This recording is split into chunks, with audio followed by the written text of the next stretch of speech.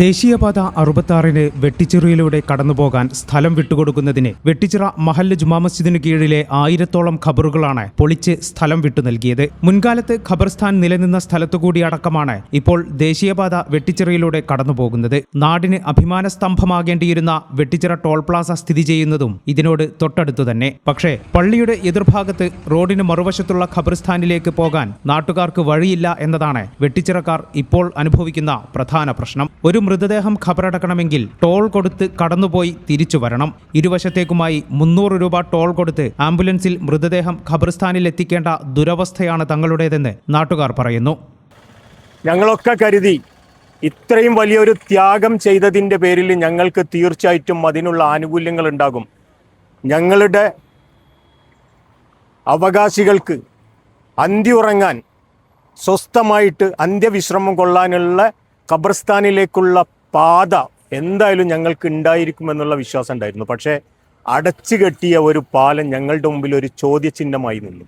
ഇപ്പോൾ ഞങ്ങളൊരു മയ്യത്ത് ഖബറടക്കണം എന്നുണ്ടെങ്കിൽ ഇതാ ഈ പള്ളിയിൽ നിന്ന് മയ്യത്ത് നിസ്കാരം കഴിഞ്ഞിട്ട് ഇതിലെ വന്ന് കരിപ്പോൾ ചുറ്റി 300 രൂപ ടോൾ കൊടുക്കേണ്ടുന്ന ഗതികേടിലാണ് ഈ മഹല്ല് നിവാസികളുള്ളത്. 1921 മലബാർ കലാപകാലത്ത് രക്തസാക്ഷികളായ ആളുകളുടെ ഖബറുകളടക്കം സ്ഥലം വിട്ടു നൽകാൻ പൊളിച്ചുപോയ കൂട്ടത്തിലുണ്ടായിരുന്നു. ഈ വെട്ടിച്ചിറ ഖബർസ്ഥാൻ എന്ന് പറയുന്നത് ഹൈവേൻ്റെ 2 ഭാഗങ്ങളിലായിട്ടാണ് കാലങ്ങളായിട്ടുള്ളത്.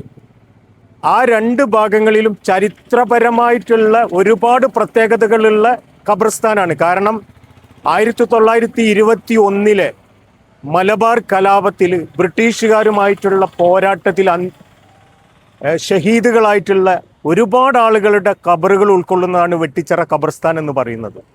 ആ ഖബർസ്ഥാൻ ഞങ്ങൾ ഈ നാടിൻ്റെ വികസനത്തിന് വേണ്ടി വിട്ടുകൊടുത്തത് ഈ നാട്ടിൽ വികസനം ഉണ്ടാവണം എന്നുള്ള ഒരൊറ്റ കാര്യം കൊണ്ട് മാത്രമായിരുന്നു.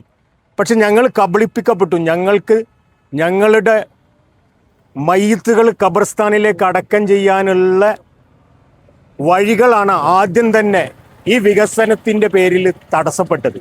ഇതിനെല്ലാം പുറമെയാണ് ശുചിമുറിയില്ലാത്തതടക്കം ടോൾ പ്ലാസയിലെ അടിസ്ഥാന സൗകര്യങ്ങളുടെ അപര്യാപ്തത. സർവീസ് റോഡും ശുചിമുറിയും നടപ്പാതയും നടപ്പാലവും അടക്കം അടിസ്ഥാന സൗകര്യങ്ങൾ നാട്ടുകാർക്കായി ഏർപ്പെടുത്തണമെന്നാണ് നാട്ടുകാരുടെ ആവശ്യം. ജനങ്ങൾക്ക് നടക്കാനുള്ള വഴിയില്ല, ഇരുചക്ര വാഹനങ്ങൾക്ക് സഞ്ചരിക്കാനുള്ള വഴിയില്ല. അതുപോലെ തന്നെ ഇപ്പോൾ ഈ പറഞ്ഞ പോലെ തന്നെ ഈ ഒരു ടോളിൽ നിന്ന് അപ്പുറത്തേക്ക് കടക്കാനുള്ള ഒരു ഫുട് ഓവർ ബ്രിഡ്ജ് 2 ഭാഗത്തും വേണം ശരിക്ക്. അതുപോലും ഇല്ലാതെ ഇപ്പോൾ നടന്നുകൊണ്ടിരിക്കുന്നത് ഇത് അനധികൃതമായിട്ടുള്ള ഹൈവേ ടോൾ പ്ലാസയാണ്.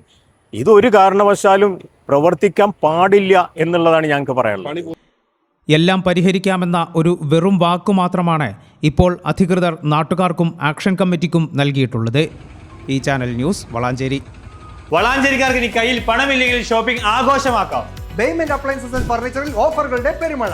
മാത്രമല്ല ഏപ്രിൽ മാസത്തിൽ പർച്ചേസ് ചെയ്യുന്നവർക്ക് വീക്കിലി ലക്കി ഡ്രോ. ഒരാഴ്ചയും നിങ്ങളെ കാത്തിരിക്കുന്ന ആകർഷകമായ സമ്മാനങ്ങൾ. AC, ഫ്രിഡ്ജ്, വാഷിംഗ് മെഷീൻ അല്ലെങ്കിൽ ഇഷ്ടപ്പെട്ട ഫർണിച്ചറുകൾ. എന്ത് വാങ്ങിയാലും പലിശയുടെ പേടി വേണ്ട. എല്ലാ ഉൽപ്പന്നങ്ങളും 0% പലിശയിൽ EMI സൗകര്യം. പലിശയില്ലാതെ പർച്ചേസ് ചെയ്യാം, സമ്മാനങ്ങളും നേടാം. അപ്പോൾ കൂടുതൽ വിവരങ്ങൾക്ക് ഇപ്പോൾ തന്നെ ബെയ്മെന്റുമായി കോൺടാക്ട് ചെയ്യൂ. Bayman, making it easy. Valanjeri. Phone 9526 001 003.